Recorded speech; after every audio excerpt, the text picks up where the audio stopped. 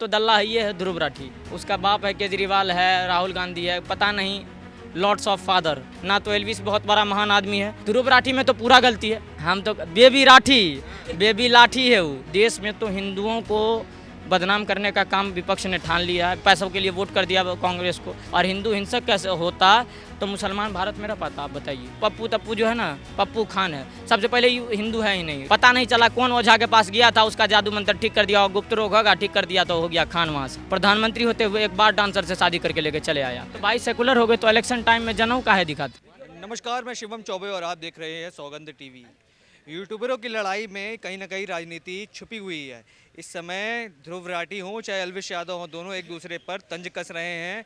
और तंज की शुरुआत होती है एक वीडियो से, जहां पर ध्रुव राठी एक पार्टी को, एक पक्ष को विरोध करते हुए अपने एक वीडियो में पोस्ट करते हैं यूट्यूब पे। उसी का जवाब देते हुए एल्विस यादव एक वीडियो पोस्ट करते हैं जिसमें वो बताते हैं कि ध्रुव राठी केवल एक पार्टी का पक्ष लेते हैं और कहीं ना कहीं मैनिपुलेशन करते हैं, जनता की ब्रेन वॉशिंग करते हैं।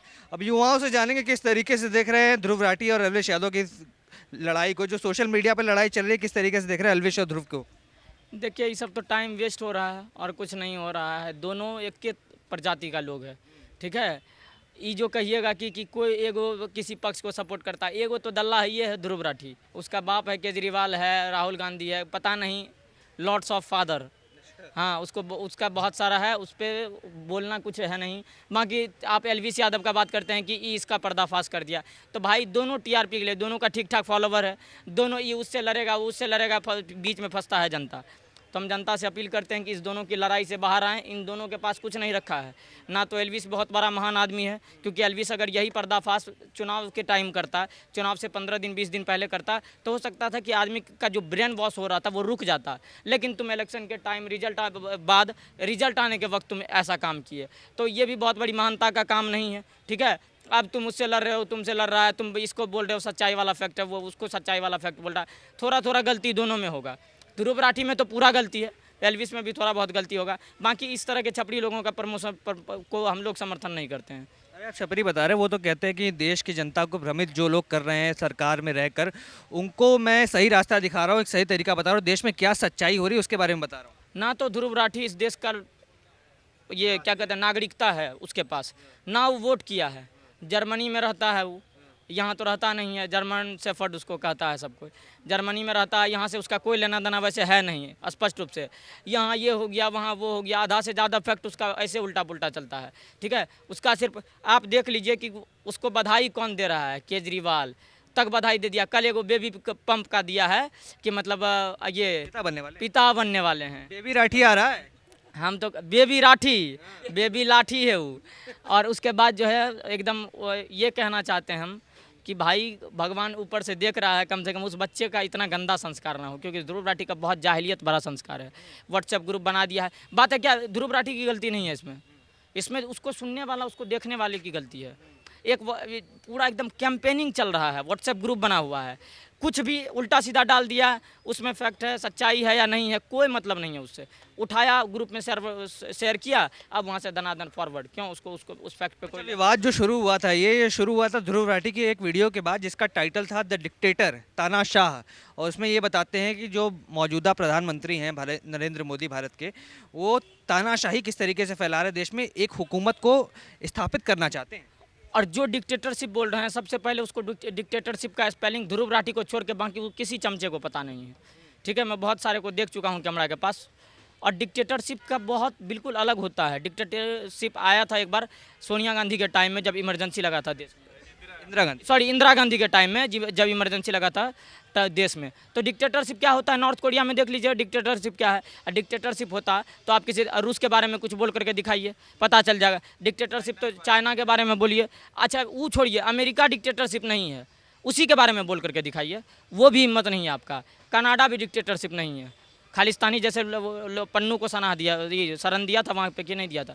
तो इस तरह का लोग डिक्टेटरशिप का मतलब एक्चुअली पता नहीं होता है क्या होता है। तानाशाही होता तो 240 सीट आपका आ नहीं जाता। तानाशाही में, डिक्टेटरशिप में सबसे पहले डिक्टेटरशिप में चुनाव नहीं होना था, लेकिन अगर डिक्टेटरशिप में भी चुनाव हुआ है तो चुनाव में आपको 234-32 बहुमत मिला है, इतना सीट आपका कैसे आता?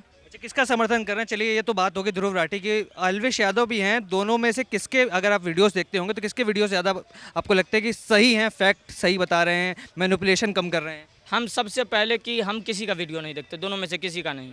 एक आध वीडियो देखे थे, बता रहा था कि ये फैक्ट है, वो फैक्ट है, वो फैक्ट है, तब बाद में पता चला, देखने के बाद पता चला कि TRP की लड़ाई है, ठीक है।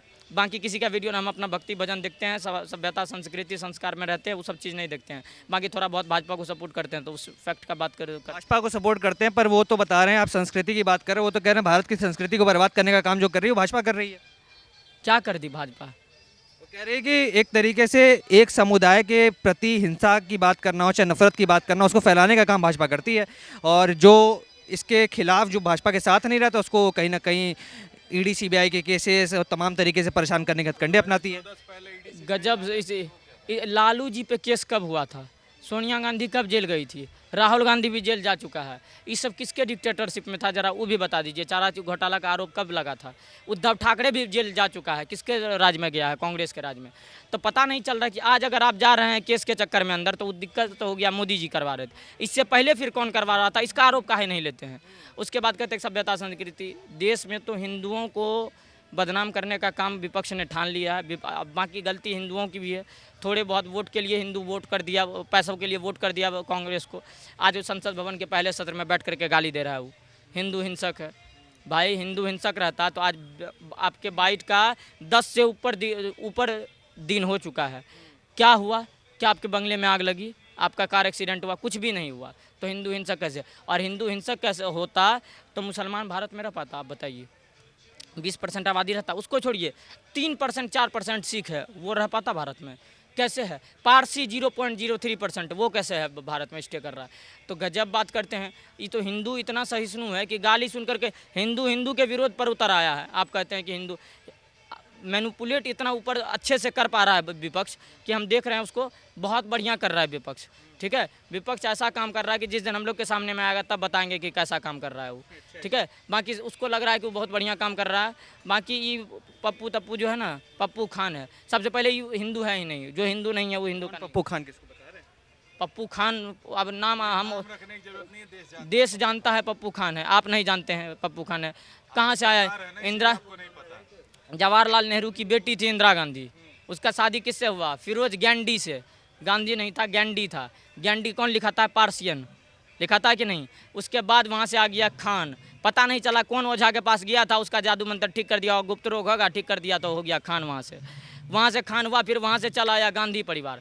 पता नहीं चला कि ई कब DNA मिक्स हुआ। अरे दत्तात्रेय गोत्र के ब्राह्मण बताते हैं अपने। उसके बाद गया प्रधानमंत्री।